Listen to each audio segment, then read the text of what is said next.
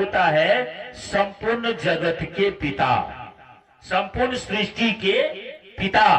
और जब संपूर्ण सृष्टि के पिता है तो इस सृष्टि में जितने जीव है सब तो इसी का संतान हुआ।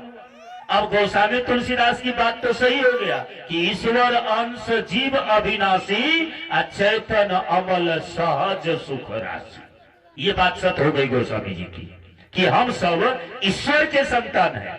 जब ईश्वर के संतान है तो प्रेशर में ईश्वर का नाम लिखाइएगा कि अटल बिहारी का।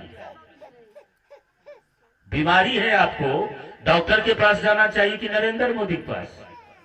कमाल है, बीमारी तो डॉक्टर ने ठीक करेगा।